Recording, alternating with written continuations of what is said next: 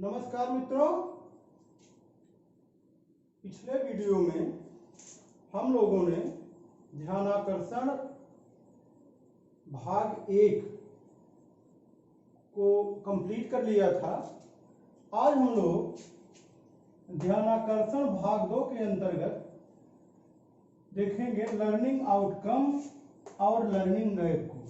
मित्रों, ध्यानाकर्षण भाग 2 में हमको मुख्यतः 5 तथ्यों का अध्ययन करना है, जिसमें से पहला है लर्निंग आउटकम, दूसरा है लर्निंग गैप और तीसरा है हमारा सीखने के स्तर का आकलन।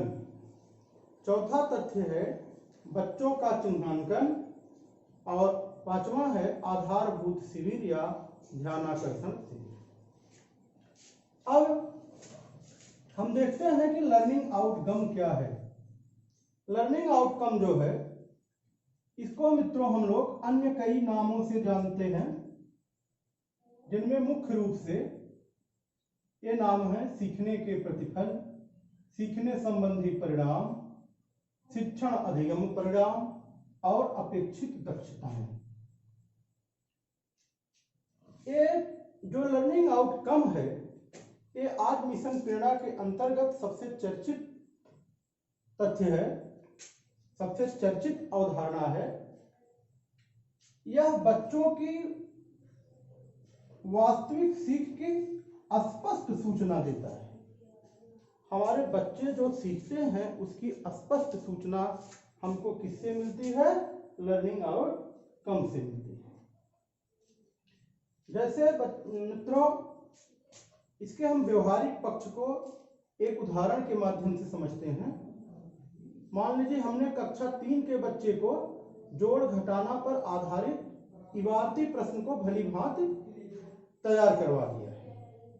अब हमारा कक्षा 3 का बच्चा बाजार में जाता है, कुछ सामान लेता है और बचे हुए पैसे का हिसाब किताब अपने पास ठीक से रखता है। तो इसका आशय यह निकलता है कि हमारा जो बच्चा है वह जोड़ घटाने की संक्रिया का व्यवहारिक ज्ञान प्राप्त कर चुका है और उसका यह व्यवहारिक ज्ञान उसके दैनिक जीवन में सीखने के प्रतिफल के रूप में परिलक्षित होता है। तो सीखने के प्रतिफल के रूप में जो परिलक्षित हो रहा है उसके दैनिक जीवन में, यह क्या है? हमारा यही लर्निंग आउटकम है। अब लर्निंग आउटकम को हम कह सकते हैं कि लर्निंग आउटकम से आशय उन परिणामों, दक्षताओं से है जो किसी कक्षा में अध्ययनरत विद्यार्थियों को उनके निर्धारित पाठ्यक्रम के अनुरूप अपेक्षित दक्षताओं के प्राप्त होने पर परिलक्षित होते हैं। मित्रों, यह क्या है? एक परिणाम आधारित लक्ष्य है। यह परिणाम आधारित लक्ष्य बच्चों की प्रगति के आकलन हेतु अवलोकन बिंदु प्रदान करता है। यह अवलोकन बिंदु हमें गुणात्मक रूप में भी मिलते हैं और मात्रात्मक रूप में भी। कहने का मतलब लर्निंग आउटकम का जो अवधारणा है वह गुणात्मक भी है और मात्रात्मक भी है। अब मित्रों, अभी हमारी लर्निंग आउटकम की सेट 1 की और सेट 2 की 2 परीक्षाएं हो चुकी हैं। सेट 1 और सेट 2 के अगर हम परिणामों का भली भांति अध्ययन करें या उसका अध्ययन न भी करें तो हम अपनी कक्षा के बारे में तो भली भांति जानते ही हैं। मान लीजिए मैं कक्षा 8 का गणित का शिक्षक हूं, तो कक्षा 7 से जो बच्चा कक्षा 8 में प्रवेश करता है, क्या वह कक्षा 7 की मूलभूत दक्षताओं को प्राप्त कर लिया है? तो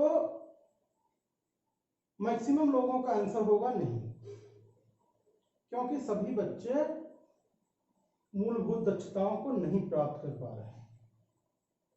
यह हमारे सर्वे बताते हैं। अभी एक नेशनल अचीवमेंट सर्वे भी हुआ था साइट 1 और साइट 2 के पहले। तो हमारे बच्चे को कक्षानुरूप जो अधिगम स्तर, जो अपेक्षित दक्षताएं प्राप्त करना है, और हमारे बच्चे कक्षानुरूप जो वास्तविक अधिगम स्तर प्राप्त कर रहे हैं। दो बातें हैं, एक तो कक्षानुरूप अपेक्षित अधिगम स्तर, एक वास्तविक अधिगम स्तर। कक्षानुरूप अधिगम स्तर क्या है? जो पाठ्यपुस्तक में निर्धारित है कि ये इन अपेक्षित दक्षताओं को हमको प्राप्त करना है। वास्तविक अधिगम स्तर, जहां तक हमारे बच्चे उसको प्राप्त कर पा रहे हैं। इन दोनों का जो अंतर है वही हमारा learning gap. Learning gap means अधिगम स्तर में अंतर। कैसा अंतर? कक्षानुरूप अपेक्षित अधिगम स्तर जो निर्धारित है, वास्तविक अधिगम माइनस वास्तविक अधिगम स्तर, जिसको हमारे बच्चे अचीव कर पा रहे हैं, जितना सीख पा रहे हैं, वो क्या है? इन दोनों का अंतर ही क्या है? Learning gap. अब अगले वीडियो में हम लोग ध्यानाकर्षण हस्त पुस्तिका के भाग 2 के अंतर्गत सीखने के स्तर के आकलन, बच्चों का चिन्हांकन और ध्यानाकर्षण शिविर के बारे में देखेंगे। जय शिक्षक, जय हिंद।